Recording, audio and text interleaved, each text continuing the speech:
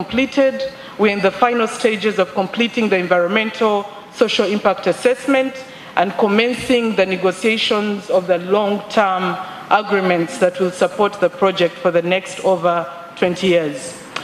One of the key aspects that the project, the oil and gas project, continues to address is around logistics. Uganda being what we call landlocked, it is important that we then address issues of how we just move equipment into the country, but also staff for operations during construction and the consequent operation for the project. So as a country, we have worked to set up an international airport within the Albertine Graben, right in the center of the oil and gas area. And this project is ahead of the entire oil and gas project. We've seen overall physical progress on the international airport at 70%, and this should go a long way to address the logistical issues supporting the road and rail transport options. So in addition, we continue to work on a number of other aspects. We've worked, of course, on the roads. To date, there's been government commitment to address the infrastructure in terms of roads. We have set up 700 kilometers of roads approximately to support the oil and gas sector. So we continue as a country to ensure that the right infrastructure is in place to support these oil and gas developments. The other aspect that we continue to work on, and this will speak to our forward plans, where do we go from here? Now that the projects are post the technical study stage, we are mobilizing financing, albeit all the challenges we continue to encounter, but also issues to do with national content that are going to be deliberated largely in the next panel discussion. Where do we go from here? So for us, the road to first oil remains critical, and the ongoing contracting by the oil companies is very important to enable us get to the next phase of construction. So we are working hard as government to get the requirements of the legal framework out of the way to enable the constructing to be concluded, to support construction and consequent operation of the project. We are not seated. We are aware of the energy transition and the impact therefore, but that does not stop us from planning for our other rounds of licensing. So we plan to open up new areas of petroleum exploration, and we have so far run 2 rounds. We'll be running a 3rd licensing round come 2022-2023. So in light of that, and aware of the energy transition, we are reviewing our national oil and gas policy of 2008 to ensure we are addressing emerging issues of energy transition and integration. How do we develop our oil and gas industry in a sustainable manner to tie in with the ongoing transition in the energy industry? We are aware at the COP26, we have pushed for a deal that will allow a phased down approach and not a phase out. So that goes to support our plans for sustainable development of the oil and gas sector. So we'll also continue to promote private, regional, and local partnerships for support services, and this is where the private sector comes in. We are encouraging partnerships, we are encouraging joint ventures, and the Petroleum Authority will shortly speak to that. We intend to continue promoting, of course, responsible oil and gas exploitation by minimizing carbon emissions. And there is a critical project we are working on with the government of Tanzania, where we seek to import natural gas into Uganda to support not only our iron ore industry, but also for domestic and commercial use. And we want to use this symposium to push and ensure this project is also materialized.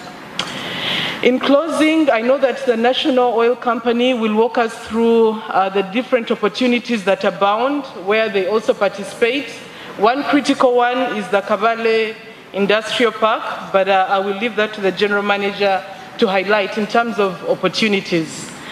And then, of course, we will be promoting the LPG supply chain, where we seek to use part of the gas in the country for LPG bottling and supply. So that also is an area for consideration. But under the ECOP, as already highlighted by the Minister, there are ring-fenced services for Ugandans and Tanzanians, so we want you to pay attention to those services. So in closing, I want to conclude by imploring the private sector to partner in different joint ventures to enable synergies and leveraging from the different capacities, technically, financially, to deliver on this oil and gas project. But we want to emphasize that the oil and gas industry in Uganda has made significant progress and has taken off, and it can only grow by leaps and bounds going forward.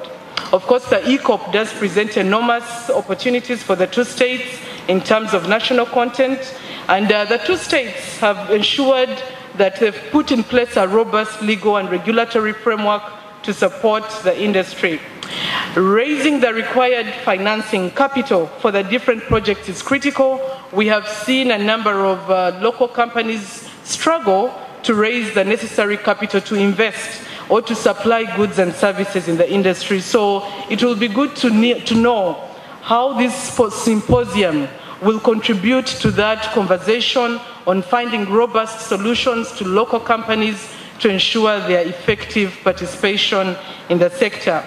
I'm aware that as the government of Uganda, we are working on a solution through a local content development fund, but it's still in the offing, still under discussion, and once that materializes, that fund should go a long way to support the local industries to invest in the oil and gas sector in terms of SMEs and other providers.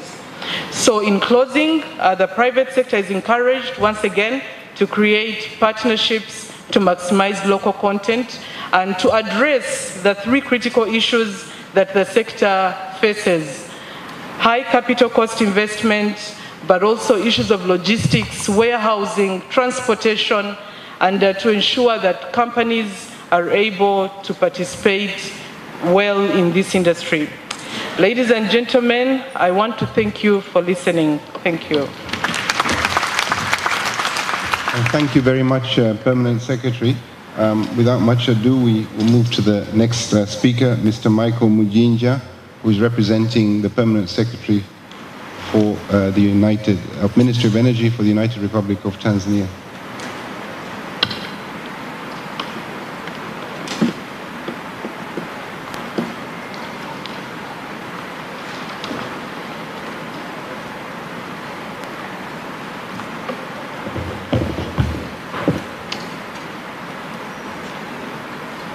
Distinguished participants,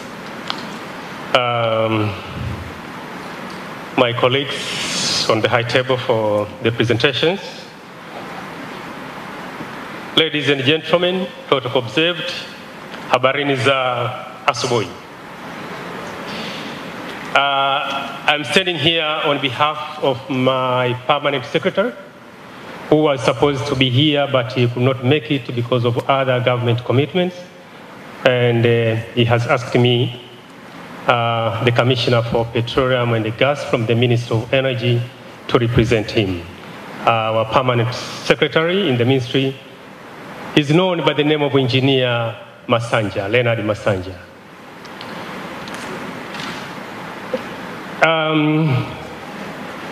From the opening speeches to the presentation made by the permanent secretary from the Ministry of Energy, and the mineral development in Uganda,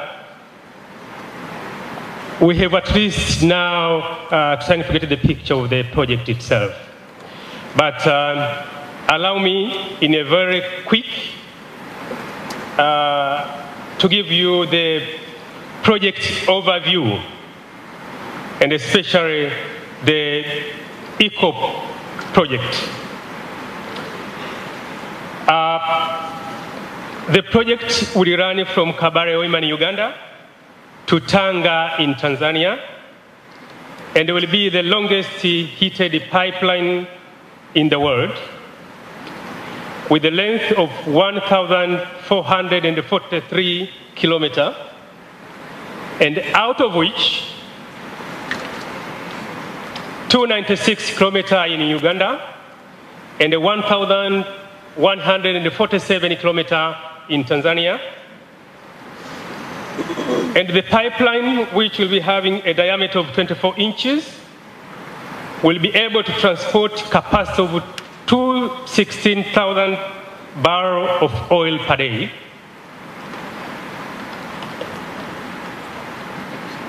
The project intends to have 6 pump stations, 4 in Tanzania and 2 in Uganda, 2 pressure-reduced stations located in Tanzania, 4 storage tanks with a capacity of 500,000 barrels each, and the maritime export facilities at Chongoriani area in Tanzania. And the pipeline in Tanzania will pass through 8 regions, starting from Kagera, Geita, Shinyanga, Tabora, Singida, Dodoma, Manyara, and finally Tanga. And actually, the pipeline will cross over 24 districts and is estimated to have a cost of USD 3.5 billion. The project structure is a private-led investment in collaboration with the government of the United Republic of Tanzania and the government of Uganda by shares as follows. The government of Uganda through UNOP, 15%. The government of Tanzania through TPDC, 15%. Total International Holdings, 62%. And the China National Offshore Oil Corporation by 8%. The status, the current situation according to the project, there are a number of issues which have been achieved so far, and those issues are as follows. 1, the signing of the project agreement, whereby the intergovernmental agreement were signed in May 2017 between the government of the United Republic of Tanzania and the government of the Republic of Uganda, ratification of the IGA, the host government agreement, HGA, between the government of the United Republic of Tanzania and the ECOP was signed in May 2021, and the shareholders agreement entered between ECOP partners, that is TPDC, UNOC, Total, and the CNOOC was signed in November 2021.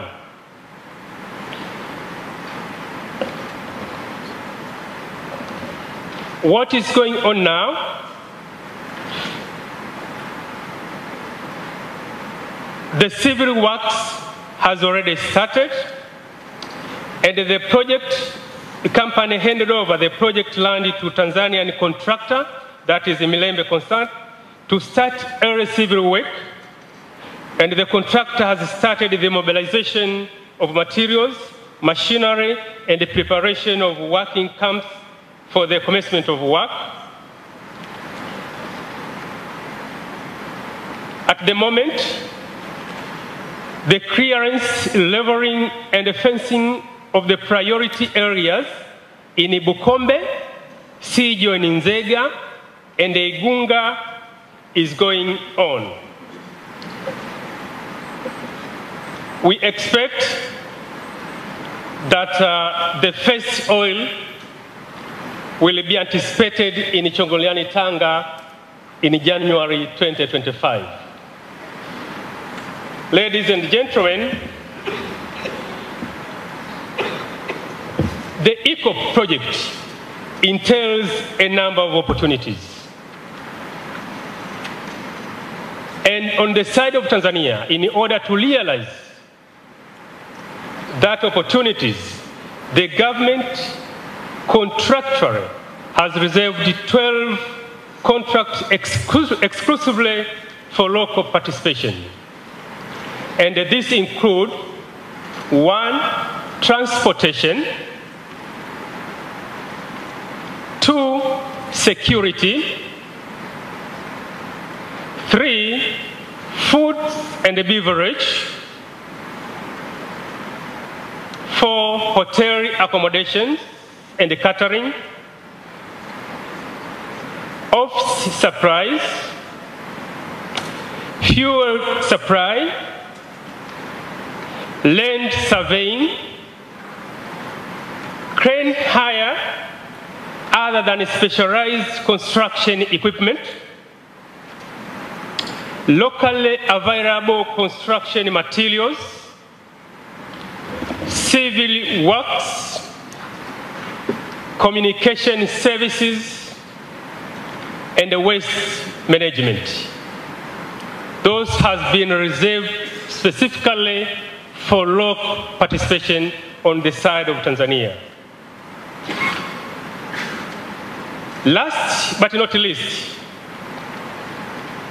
I would like to urge the local companies, especially the private sector, to participate in the project. We understand the crucial challenge being investment capital. But I can assure you that the government doors are open, and the financial institutions who are here with us today are more than willing to facilitate financial support to the local and emerging companies in the oil and the gas sub-sector. Ladies and gentlemen, that is in a nutshell from the Tanzanian side on the aspect of the project. And my colleague from TPDC will give us a wider range on the industry of oil and gas. In Uganda, we say, Okulukaye Nyabo, Okulukaye Sebo. Thank you very much for listening. Thank you very much, Commissioner. Also, I'm pleased to note that we are keeping time, more or less. I'd like to invite the next speaker, Dr. James Mataragio, Managing Director of TPDC, to present to the audience.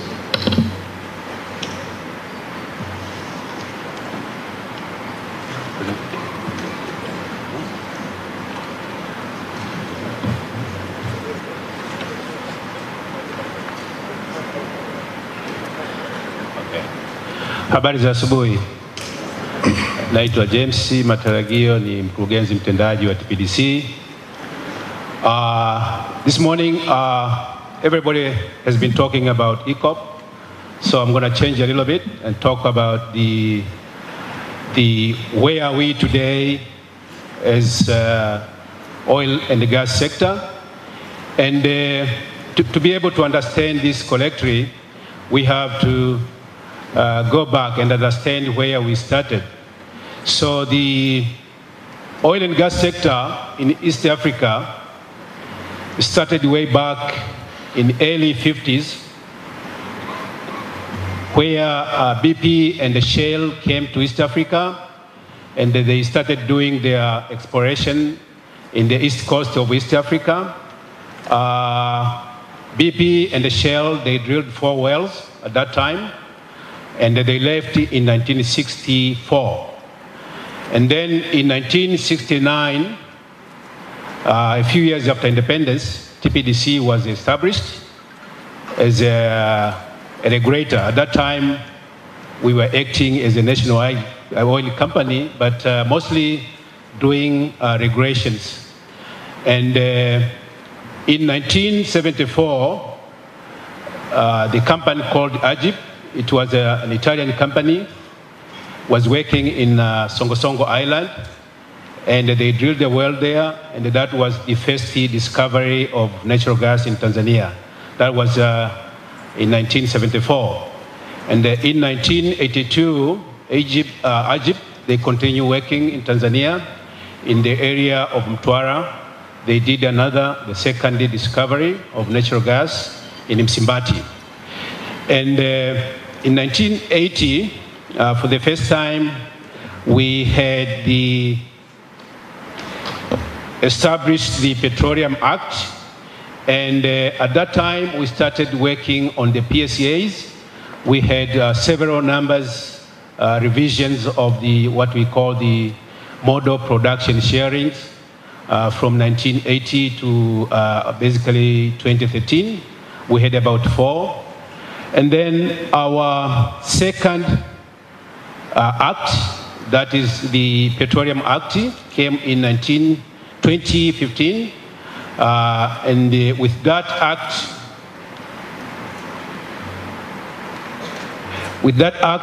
TPDC was established as a national oil company.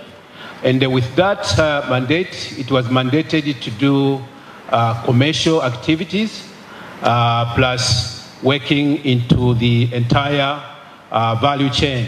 We can see from there that today we are operating from upstream, midstream to the downstream, and the TPDC being a national oil company.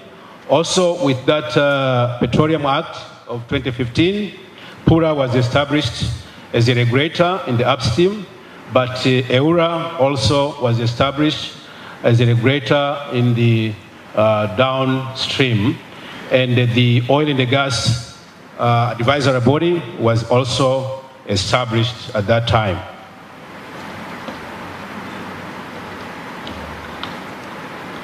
So today in Tanzania, we have a total discovery of 57.54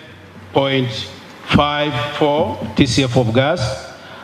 This is a huge amount of gas, and this gas were discovered between, if you leave those two that were discovered by Ajib, but a big chunk of this reserve was discovered between 2010 and 2016, and the discovery were made both offshore and onshore. Onshore, we have 10.41 TCF, and offshore we have a total of 47.13 of gas. We call this gas in place, and the discovery, the recoverable gas in totality stands at 25.0 TCF.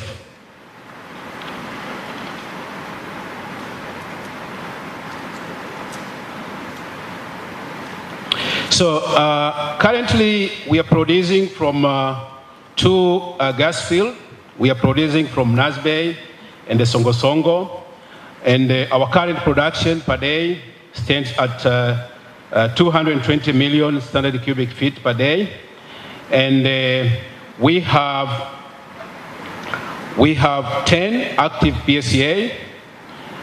We have 4 exploration licenses in Ruvu, Ruvuma, Kilosa, Kilombero, and the Nyuni area.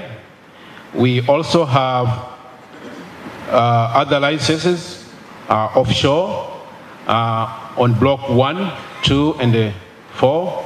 Block 1 and 4, they are operated by Shell and their partners, and Block 2 is operated by Equinor and ExxonMobil. We have 3 development licenses. Those are Songo, Kiluan North, and the Nasbay, and actually these are producing fields.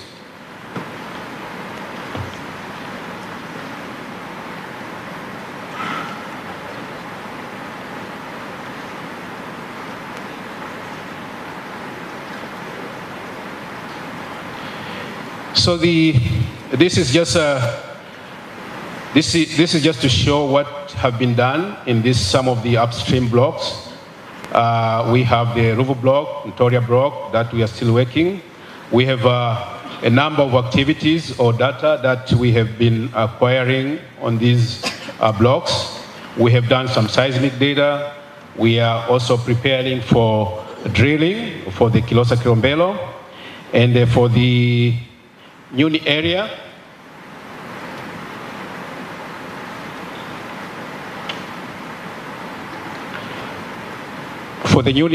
we are planning for 3D seismic acquisition on block 1, 2, and 4.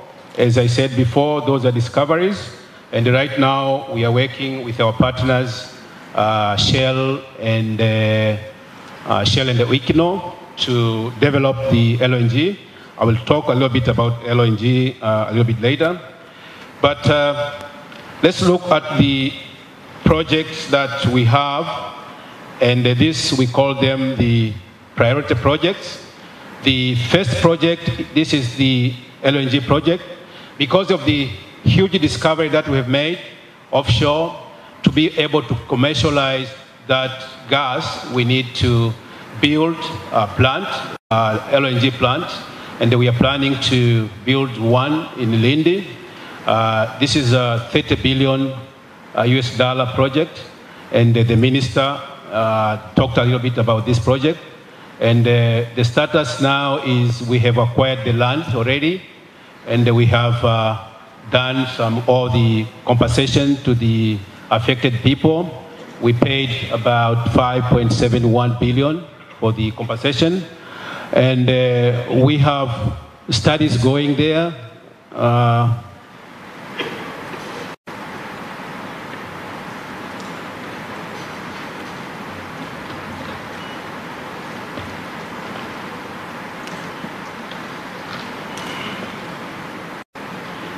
Yeah, and the negotiation started in November 8th, and next week we will also meet in Arusha to continue with negotiations.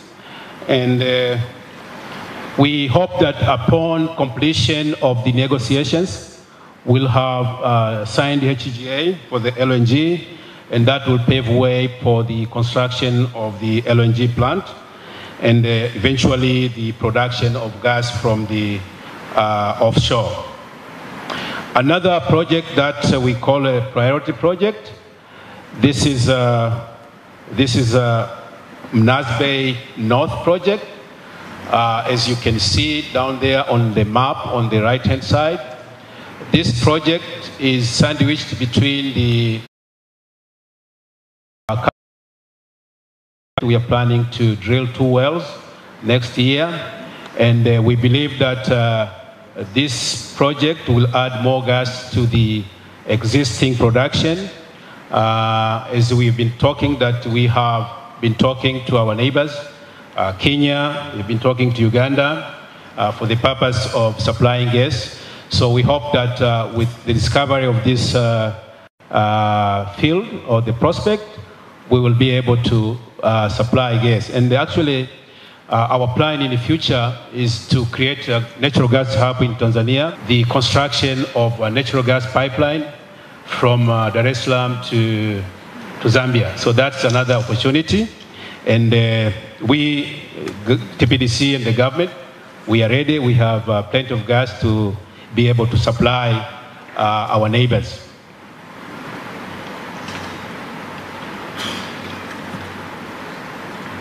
Tanzania, we don't have oil yet, but we have very potential basins in terms of the geology, very similar to the ones in Uganda, in Albert Lake.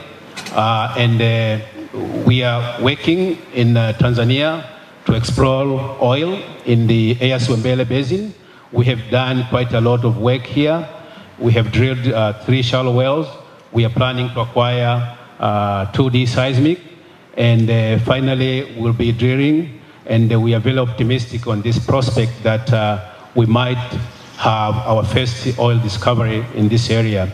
And this is something that we are very hopeful that we will get good results, just like, because they are very, very similar in terms of the geology with Lokcha and the Albert Basin. So in the downstream, I'll go very quick. I know I don't have a lot of time, but in the downstream, we have Our capacity, we do processing gas, and we also transport and distribute gas. We have a total capacity to process 470 million standard cubic feet of gas per day. And the network, the transmission, we have a total of 800 kilometers of pipeline. And for the distribution, we have about 100 kilometers of network. And we are expanding every day. And our objective is to reach everybody. Right now, we are working in Mtwara, Lindi, in Dar es Salaam, and we are distributing or we are supplying gas to household. We are also having a project to build CNG that will supply natural gas to the vehicles, but also supply gas to areas that we don't have the infrastructure, we don't have the pipeline. So those projects are going on, and those are the opportunities that are available. And we have TPDC, we have announced, would like to partner the private building CNG, also in the supply side of supply gas to Uganda. So that will be a reverse pipeline going to Uganda to supply natural gas. But also we have an MOU with Kenya to supply gas from Dar es Salaam or Tanga to Mombasa. Zambia also, we are talking to Zambia. And so I can see that very soon Tanzania will become a natural gas hub. And as I said, we have plenty of gas, and we are ready to supply to our neighbors. I'm out of time, but a lot of people have already talked about the ECOP. I just want to end up here, and then I will take it back to you. Thank you.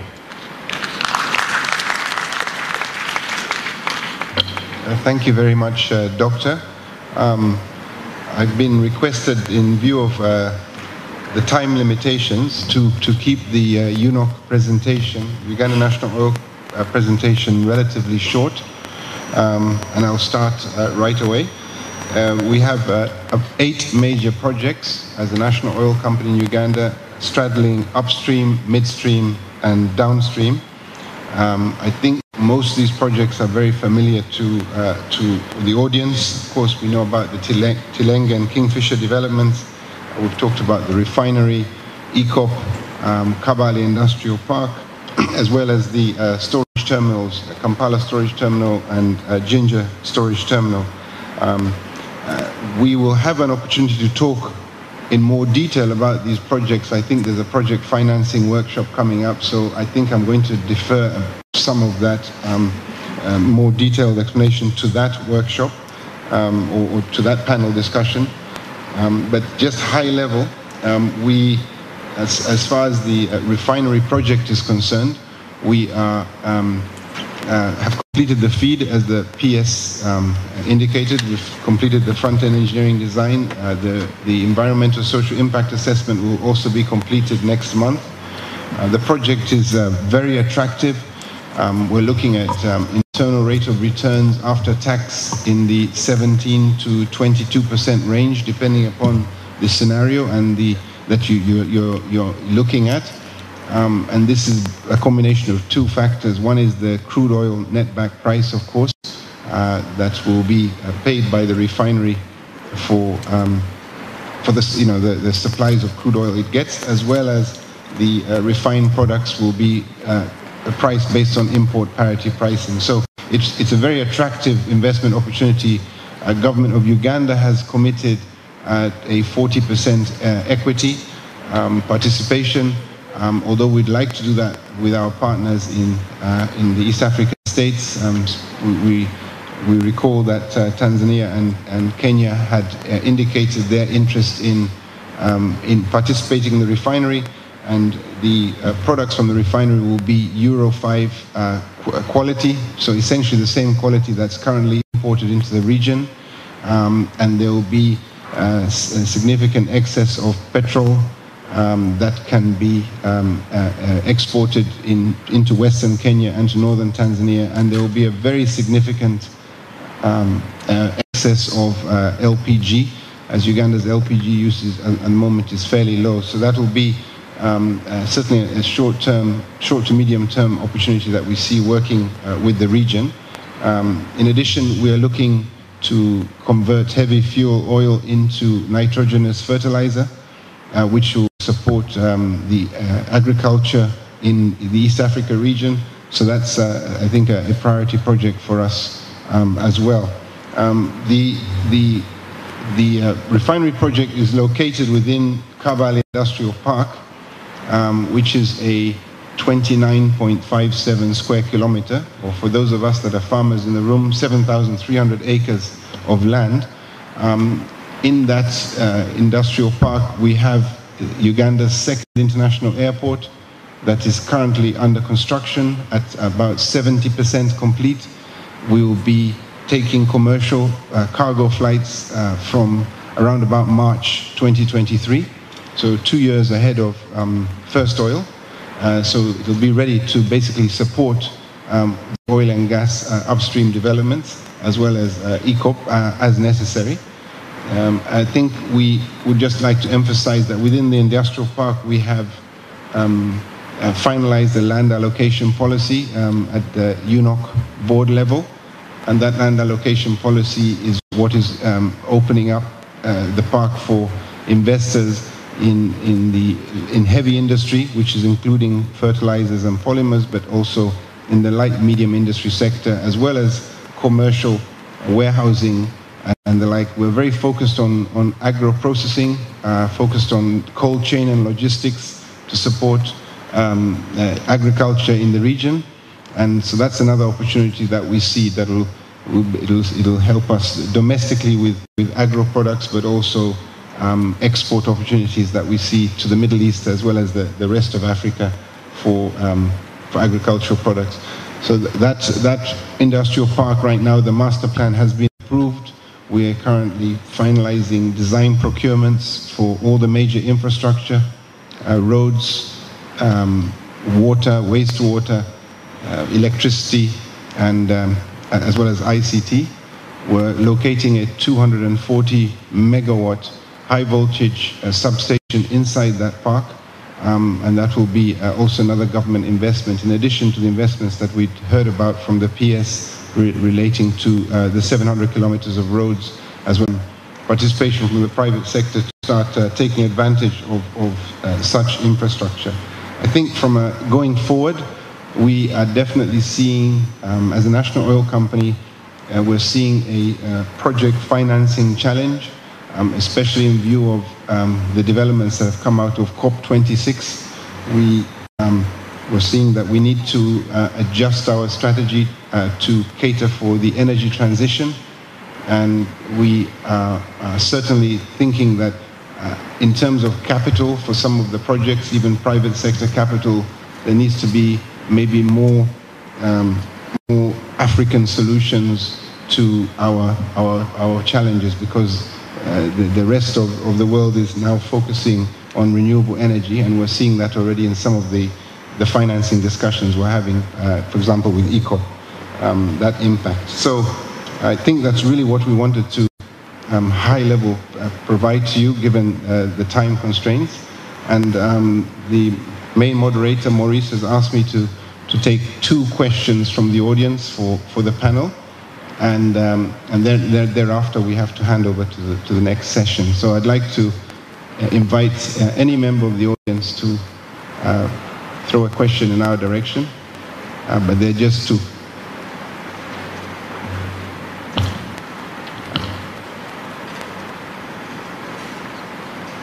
I'm not seeing any hands raised, Maurice, from the audience.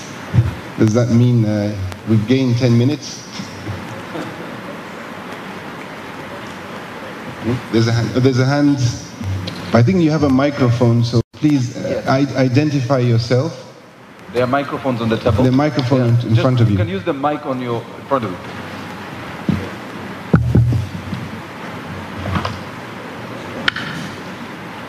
Thank you very much. My name is Clement Moria from Tanzania Civil Engineering Contractors Association. I just wanted to know how are the local content legislation in Uganda and Tanzania harmonized.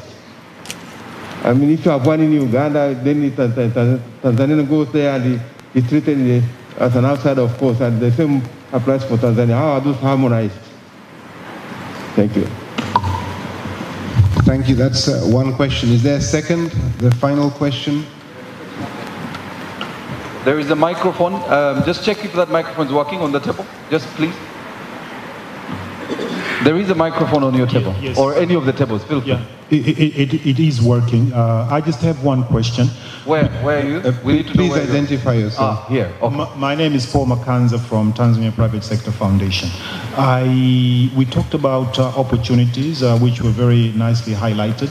I just wanted to know how are we going to ensure that not only the large companies get a piece of the pie, what about the SMEs? How do we ensure that they also are considered and they get a piece of the action? Thank you. Thank you very much for that question. We're just taking one final question. I've been advised by the moderator who can take, main moderator who can take one more. Good afternoon, ladies and gentlemen. Thank you for the opportunity. My name is Marinos. I'm from EFCO Crane and Plant Hire. We've got the biggest cranes in East Africa. I need to know, in terms of the TAN roads legislation for contractors and logistics, what are they going to do regarding regulations when it comes to abnormal transport for these projects, and to alleviate the big or the exorbitant surcharge when it comes to abnormal transport, which hinders economic growth, which hinders job security, which hinders employment opportunities for people. Thank you. Thank you for that question. I think I'll turn over to first the PS Energy for Uganda. She will address a couple of the local content questions. I'll take the first question on how the local content legislation in Uganda and Tanzania is harmonized. As part of the harmonization process for purposes of developing the East African crude oil pipeline, we did sit as the two states to arrive at a harmonized regime for local content for the two states. So to a large extent, we have provided for almost similar requirements when it comes to the major pillars for national content. If there is any disparity in the two states' national content, it's largely around the areas of ring-fenced goods and services. In Uganda, we expanded it to cover about 16 areas, and in Tanzania, it was limited to about 12. But largely, our local content regime is harmonized. If you took the local content regulations for Tanzania and read them side by side with the Ugandan ones, it is a mirror of each other. So to a large extent, given the integrated nature of the pipeline, we've ensured that harmony. We've even gone another step to ensure that when you apply local content, if a Tanzanian was to work in Uganda, it is deemed as local content achieved on the project, or if a Ugandan is to work in Tanzania. So we've removed that boundary, and it is a seamless, integrated national content regime. So there is no major disparity in the two states' national content. Thank you. Thank you, PS. Michael, did you want to perhaps respond to the second question? Yeah. First of all, let me thank the Permanent Secretary for clarifying on the issue of the local content. The issue of SMEs, basically, the opportunities are there, and we intend to work very closely with the associations and probably through the private sector foundation to see how now can be categorized and help in order for them also to participate on these opportunities. Thank you so much. Thank you very much, Commissioner. I would like to on behalf of the audience, thank a very distinguished panel for presenting to us. I think we've overshot our time by 5 minutes, but I'll hand back to Maurice to take us further. Thank you, everybody. Maybe a round of applause for the audience. Thank you very much. Another round of applause, ladies and gentlemen, for our panel. Michael and team, thank you. So I'll now allow you to take your seats and just make 1 or 2 adjustments to the sitting arrangement. Good afternoon, ladies and gentlemen. Protocol observed. I will adhere to the time allocated. We are going to have an interesting discussion on local participation. Some questions were asked, and the speakers, the able speakers that I'm going to invite will be able to deep dive and be able to tell us more on the local content, on how we are going to empower our people such that along the value chain and along the pipeline, they take active roles and not become passive, ranging from a large corporate to what my brother Paul Makanza initiated or advised SMEs and startup.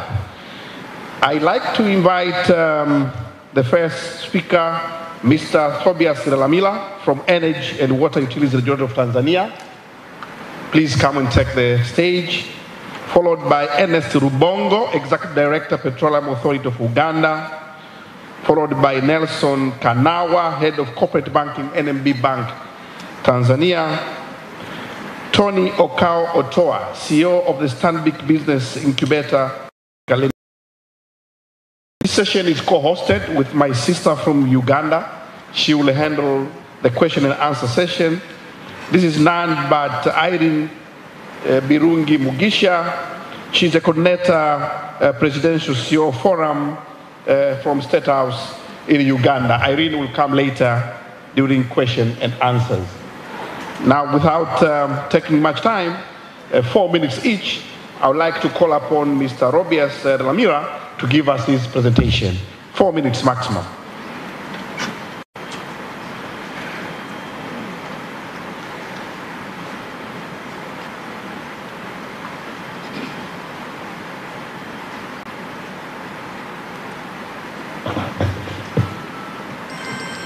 Good afternoon.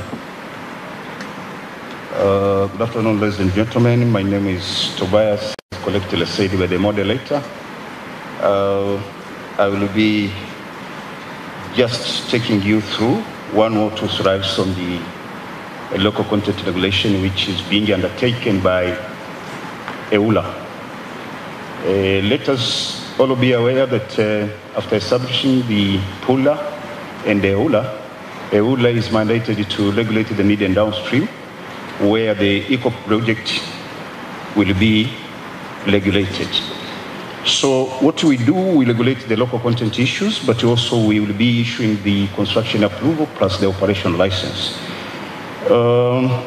That's important. The pillars of the local content has been said by the previous speakers. When you are talking of the issue of employment, training, procurement, issues of legal, technical, insurance, but also the financial services. Let me go. Of interest could be the local content, the local service provider, provider in the supply database, which is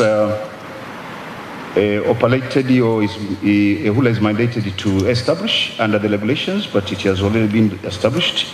And our local companies have been registering into that database. We are happy to announce that we have a number of 1,011 companies already registered into the company. What are the requirements? Normally, these are the statutory legal documents which makes you to be a company. Through BRAILA, you need to have the due complete application form you have to apply, but you have the certificate of incorporation, tax, a certificate of business license, those are the normal things we need to check and ensure that you are regularly constituted so that the IOCs, when they will be looking you to offer the services, they don't lend into scammers. Important to say, my PS has already said that on the group of registered service providers, I need not to repeat. So from 22 October, we have launched a common qualification system application where the local companies now will be applying through the web-based. So we are just waiting for the launching of this by our minister. So once it's launched, we'll just issue the notification so that the local company, the SME, which has been mentioned by one of the TPCF officials, then they will be able now to make their application through the common qualification systems. Let me talk about the challenges. So far, most of the companies which are registered, once they register with the EULA, they think they have already got the job. We have been telling them, being registered does not qualify you to get the job. You will have to go through the procurement process of the companies. And if you meet the criteria, then you will get your share. Another challenge we are getting is that most of the companies, maybe in this country, I don't know, in Uganda, they lack the documentation. We keep back and forth, please bring this, bring this, bring this, which they are supposed to have, because if you want to participate in these bigger projects, you must be equipped in terms of the legal constitution, but also the capital and the other things. Another challenge we are getting is that people do come to register when the tender is already announced. So you start questioning on the preparation. Because these are bigger projects, these are bigger tender, you need the financial muscle, you need to prepare yourself. Now you come to register to EULA while the tender is already being announced. So we think this is the challenge. The last one is that we need to collaborate with the other government agencies, because enforcement of these JV agreements, which our local companies are handling with these foreign companies, how far are we sure? Are we going to be sure that the local company will be getting the fair share? Because you might be lured by the foreign company so that the foreign company gets the job. But enforcement of what you have agreed in the JV agreement might be a problem. So we are just urging that other entities like BRERA, FCC, and the other constituted agencies, let us collaborate and enforce the JV agreement. Thank you very much. Thank you. Claps of hands for you. NS Rubongo, Executive Director, Petroleum Authority of Uganda. 4 minutes maximum. 5, please. Thank you very much, moderator. Ladies and gentlemen who are in the house and all those who are online, it's a privilege for me to be here. I'll thank all those who have organized this session. 4 minutes is not a lot of time, but I would like to start by saying this is my 4th time to speak at this convention, and I would like to say that all of us who are related to the oil and gas sector, those who are living in the generation in Uganda and Tanzania now, are living in extremely interesting times. When you're talking about the opportunities we are talking about today, you have to get emotional unless you are a very strong person or you are a strong actor. I'll use my 4 minutes to just say why I think we are all living in extremely interesting times. There are some challenges, but they are nothing compared to the opportunities that are in front of us. I won't have time to make this presentation, but I'll say one thing about the Petroleum Authority of Uganda. If we can go, I don't know whether I'm the one who shifts it. Do I have the remote? It's where? Thank you. Moderator, since you kept it, I'll have 1 more minute. So I'll just go to the next slide. Where do I point it? Okay. Well, the Petroleum Authority of Uganda, as the Minister and the Permanent Secretary said, was established by the Act of Parliament. Our role is to regulate and monitor the upstream and midstream activities. So don't ask us for licensing. We were put in place in 2015, and we now have about 200 staff. Oops, gone too fast, yeah. Those are the areas of regulation. I will not go through them, but just bear in mind that national content is number 6 and is only one of the 7 aspects that the Petroleum Authority regulates. Next, the authority works jointly with our brothers in the Energy and Water Utilities Regulatory Authority, EWURA of Tanzania, in regulating national content, especially on ECOP. In the picture there, you can see a team of the Petroleum Authority and EWURA undertaking a ground truthing inspection of the entire ECOP route, starting from Tanga in Tanzania up to Hoima in Uganda in October 2018. After that engagement, the route and the design for ECOP were subsequently approved on the 21st of September 2020 and the 7th of October 2020, respectively. Our two authorities have a memorandum of understanding which we entered into December last year. Currently, we are working on the guidelines for joint monitoring of the ECOP activities, and we expect to have these concluded during the beginning of next year. Next, of course, the opportunity that I'm talking about, the petroleum resources in Uganda are commercial, 1.4 billion barrels of oil recoverable. Gas in Tanzania is commercial and significant, over 50 trillion cubic feet.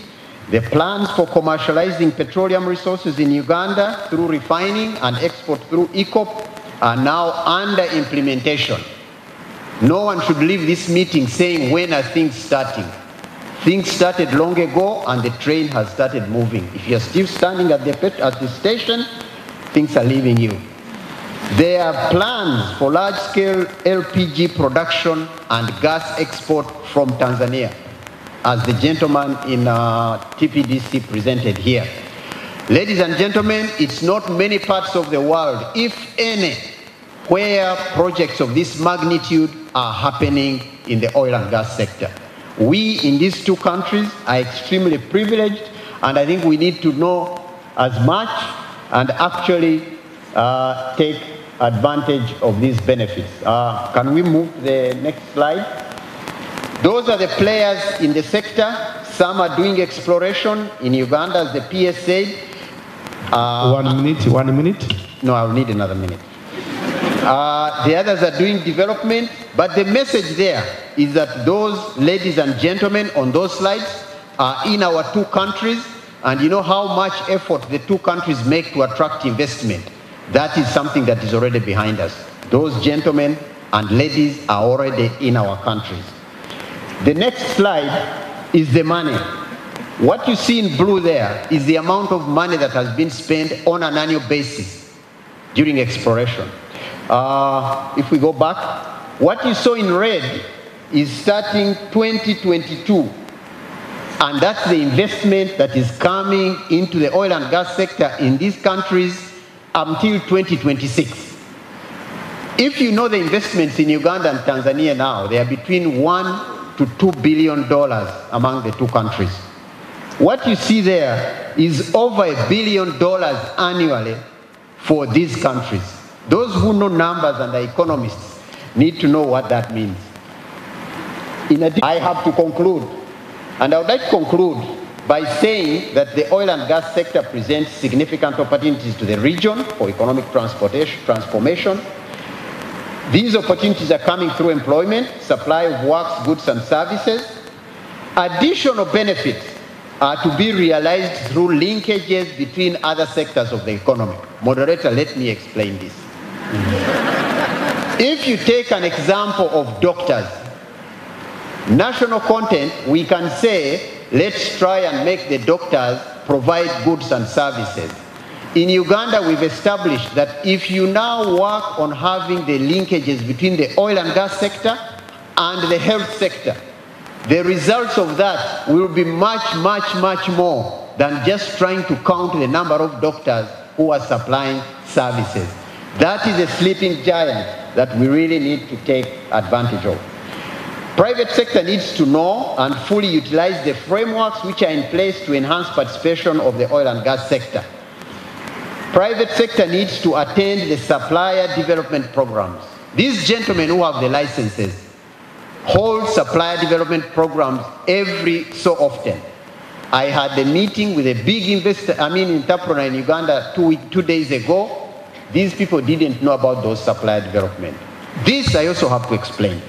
In those supplier development programs, these companies are saying, this is a project we're going to do. We are going to require these services.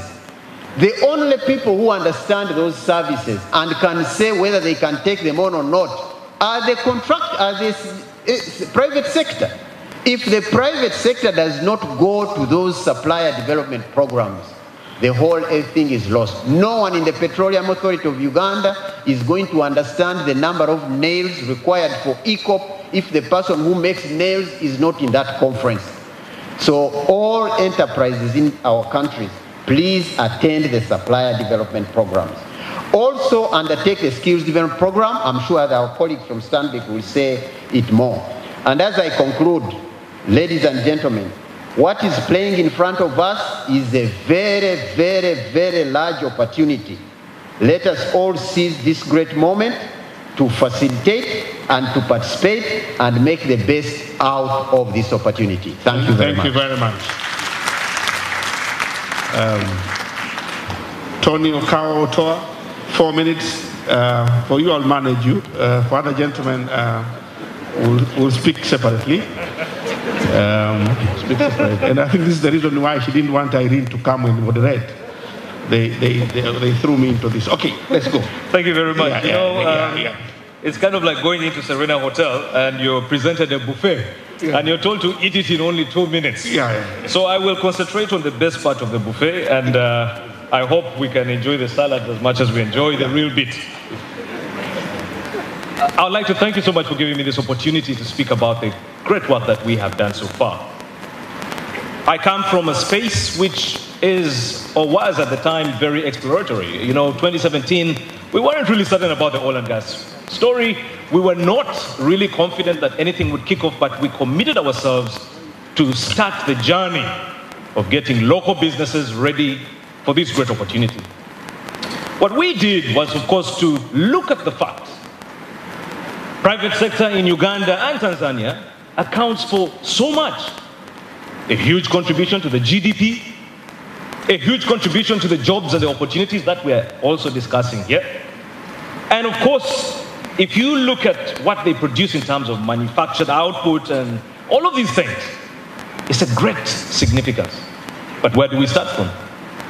You know, the oil companies will, and again, I'm going to speak about some inconvenient truths. They will come and say it's about standards. They will say, if you do not have policies in place, it's difficult. Typical Ugandan businessman will say, Tubade tuchikola bulijjo. We have been doing this every day. What is so new about this sector that is coming? And you see, it's very difficult to convince a man who claims to be successful in his business for over 10, 15 years. But we developed a program, an enterprise development program, to say, this is what you need as a toolkit if you want to participate in this story. Over the few years, we have trained close to 2,000 businesses. Some of the success stories, if I only had time, and I would overly push my elder here and say, I need 1 more minute. These are stories of success where these businesses came into the incubator. They were briefcase businesses. We trained them. We skilled them. We gave them support to become ISO certified. In less than 18 months, one of these businesses was supplying Bolore. The same business was supplying the Uganda project, which had a water extension from the Lake Victoria into Kampala, which is the Katosi project.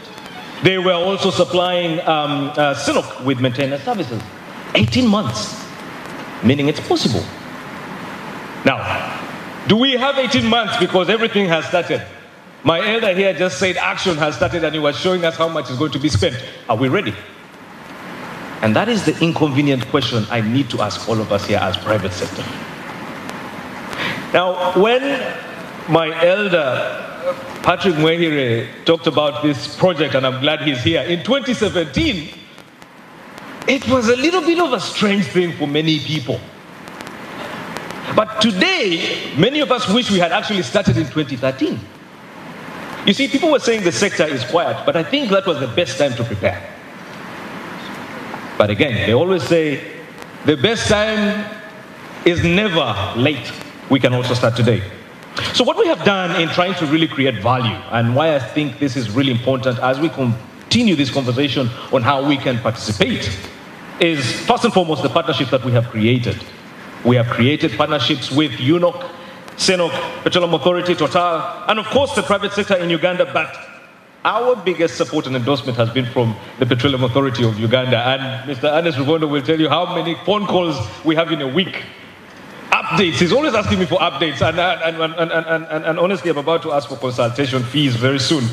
But it's always important for us to understand that if we want to support private sector, we need to have these partnerships to tell the real story, real time.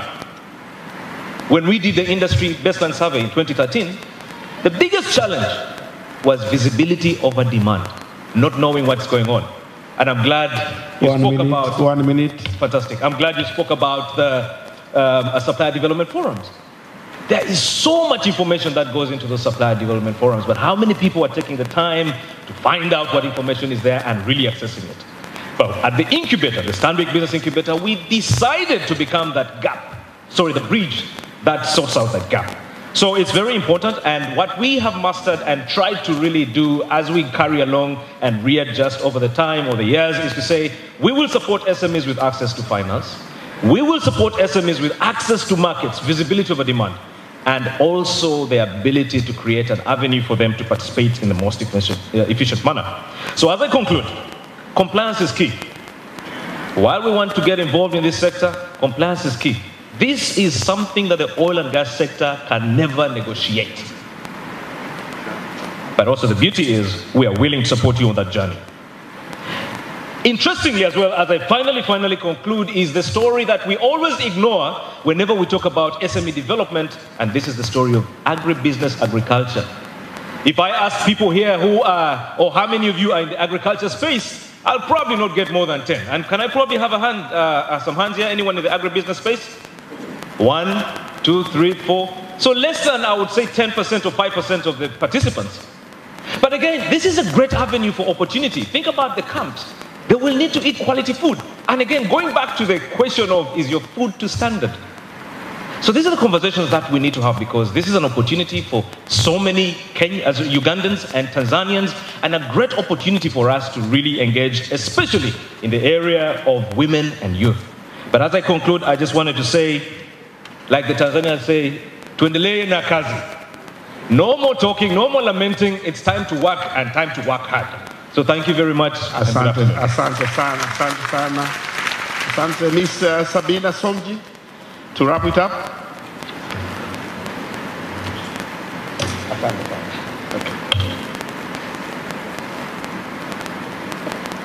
I hope you can see me. Okay, I need my presentation on as well.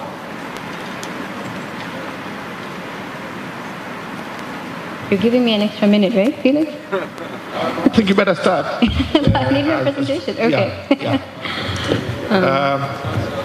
Please look the presentation for Madame. Shughulika Africa. Shughulika Africa. Okay, so I'll get started, and hopefully they'll bring it on sometime. So it's afternoon, so good afternoon. Yeah. My name is Sabiha Somji, and I'm the founder and the CEO of Shughulika Africa Limited. We're a fully serviced HR firm, and I've been advised that I need to reduce my presentation by more than half. someone's counting. So I'm just going to touch on the key points of my presentation. And I'm very grateful to be given this platform by TPSF and ATOGS to talk about local content. And my colleague who just left the podium right now posed a question: are we ready? So I think that we are on our way there, and I'm going to focus on two key areas today. One of them is the benefits of using local content, be it to hire an employee or engage a firm, or actually even for, because it's, we have people here from Uganda and Tanzania, how are we going to identify quality firms and hires from each other's company, each other's countries, so we can actually engage.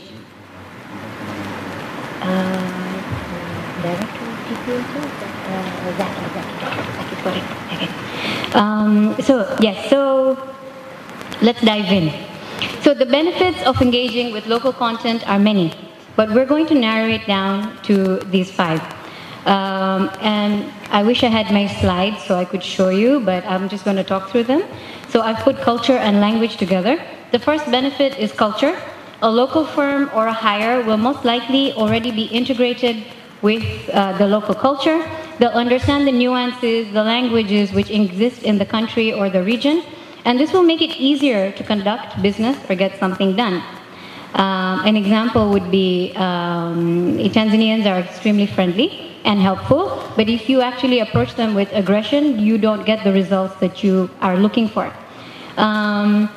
They would also be familiar with the local laws and regulations of the country. This means a lot of mistakes which might have been made won't be made.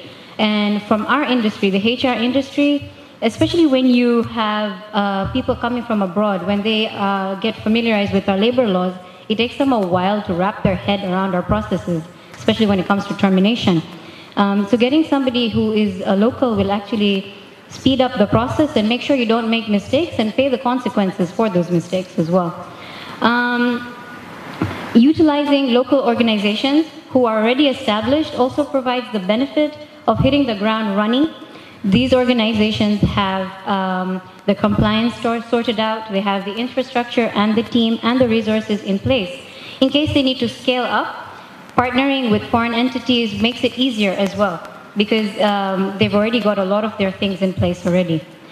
For me, I would feel that the most important benefit of utilizing local content is the fact that the resources are taken from that particular land, and corporate social responsibility, and also to make sure that the people who are maybe being displaced or the people from that land are actually being benefited by the resources of the lands that they belong to. So there needs to be a trickle-down effect for this. That being said, when determining who to hire or which firm you're going to engage with, you need to also engage with people and organizations who are of quality. So how are you going to do this? We're going to start looking at how to identify quality hires, and I'm going to skate through this very quickly. I'm not going to give you all the info that I had, So the first one would be obviously qualifications, but this also depends on the position that you're hiring from, and obviously the natural progression to that is experience. And I'm personally a big fan of, especially with looking at more senior positions, looking at the experience of somebody. And the questions that we normally ask when we're recruiting revolve around what they've done in their previous roles, what have they achieved, how have they managed to adapt when they're faced with challenges, and what solutions have they found for problems that they've encountered. Skills. There's transferable skills and soft skills, both of which are extremely important. And there are different ways of ascertaining what kind of skills an individual or a business can actually bring, if you're going to engage with them. Cultural fit and ramp-up time. Now, when I talk about cultural fit, I'm not talking about looking at somebody who is in the same culture from you. In fact, diversity actually adds a lot of value because you can look at a problem differently. You have 1 minute. Thank you. Okay, so I think I'm going to move forward from there. Reference check is one of the other ones as well. With a reference check, you can determine work history, ethics, whether or not they're a team player. You can ask about how long it took them to get comfortable with the role they were hired for. what were the major achievements, their character, their values, their loyalty, and their grit. What contributions do they have, and the rest. Similarly, when you're looking for a firm to engage with, some of the key metrics would be years of experience in the industry, the growth of the firm from inception to where they are at present in terms of revenue, exposure, clientele, services offered. And as you look at hires, you look at references, you can do the same when it comes to companies and organizations as well. You also need to look at the compliance to local laws. You want to be engaged with a firm which already has their local laws and their compliance sorted. You don't need to, this would ensure that you get timely service and that they are organized and professional. The leadership and the organization of, the leadership and the key staff as well are extremely important because these are the people who drive the service. Their integrity, experience, capacity, communication skills, turnaround time, and reporting skills would be essential to the performance of the task that you give them and for you to know exactly what is going on. Okay, so in conclusion, one of my core principles in life stems from the concept of Ubuntu. I am because we are. It's a Zulu philosophy which promotes the culture of moving forward together without leaving anyone behind. Nelson Mandela described it as the profound sense that we are human only through the humanity of others, and that if we are to accomplish anything in this world, it will in equal measure be due to the work and achievement of others. So my brothers and sisters from Tanzania and Uganda, let us take this opportunity that we have been given, which is a unique opportunity, to get to know each other and make those quality connections so we can be the local content and service providers of choice for any investment in our region. I thank you for your time and attention. Thank you very much. I now call upon my sister Irene Mugisha to come and take the question and answer session. Thank you very much. Irene, I'm told you have maximum 5 minutes. Irene is from the President Office, Uganda.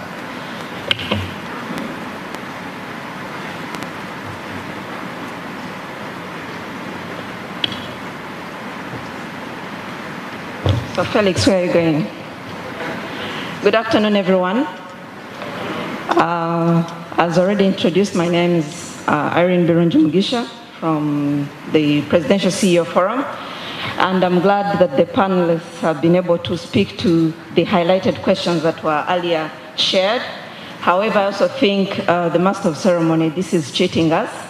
This is the heart of the symposium, talking about the participation of the local or the private sector. So for us to be able to pick out what we need and the opportunities, I believe we should have had the whole day, but we don't have that, so we'll try and manage the time. So please, let's see those who have some questions so that we can have the extinguished panelists here to answer these questions. Yes, sir. And use the microphones. Yeah. Thank you very much. Mention your name and then... my name is Paul Makanza from Tanzania Private Sector Foundation. We all talked about local content. But how do we define local content? Because if you look at the legislation, there are goods and services reserved for nationals, yeah? But so is local content in terms of registration when we say is it shares?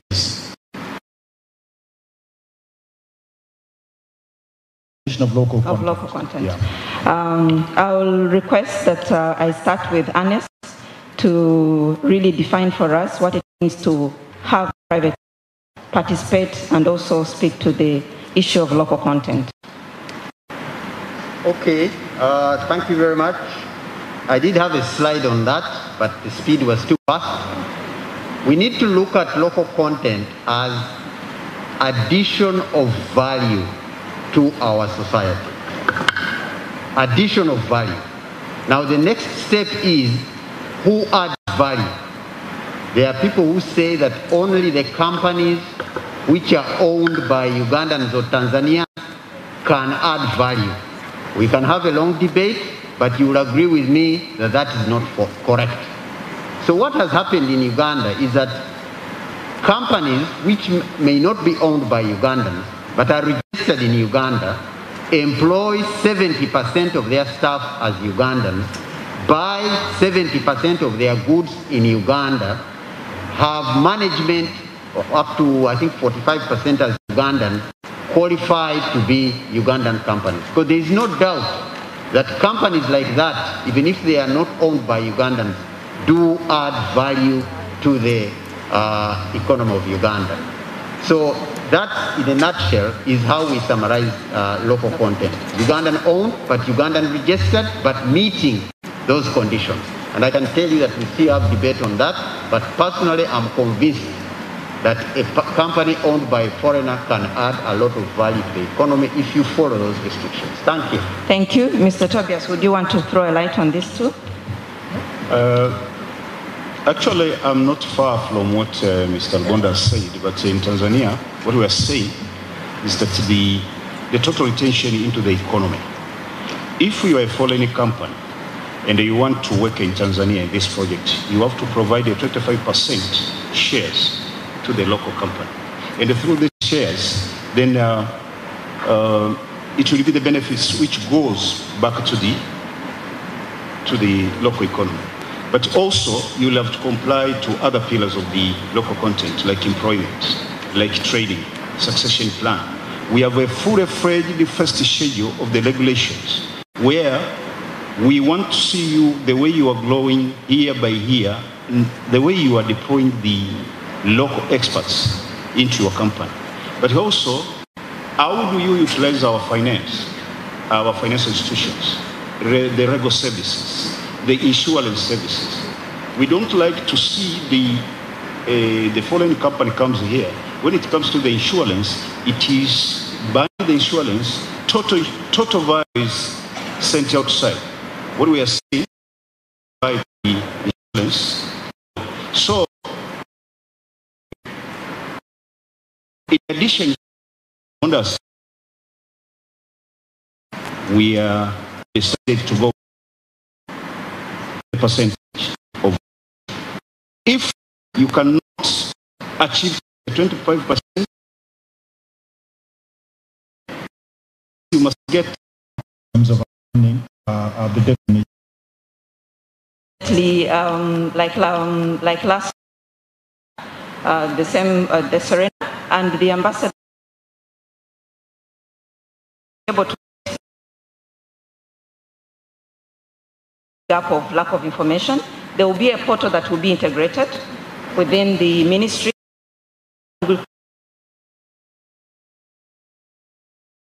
Speak to, and how best can people MS just to some more clarification on that, that's possible. Thank you.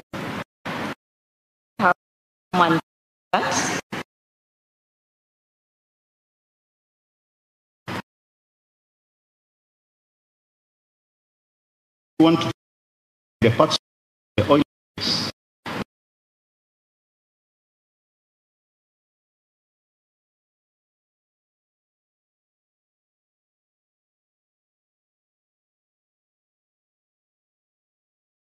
Parts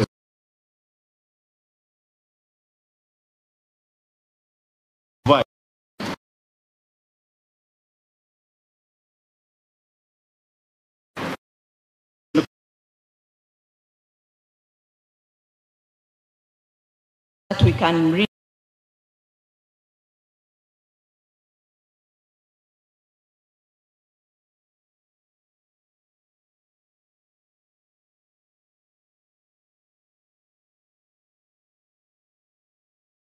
Yeah.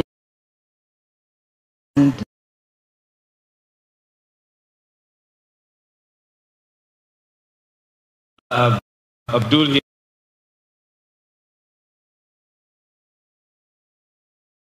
Spoke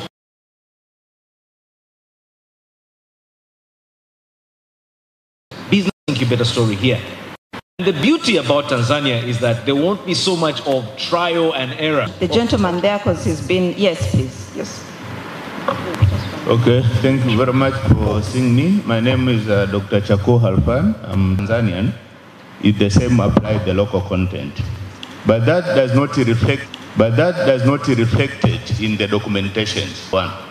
Number two, in operation perspective, if you work in Tanzania for the Tanzania, Uganda, and the last one is I've seen in this document about the documentation which you are saying is there because ECOP, HDA, but also the IDA.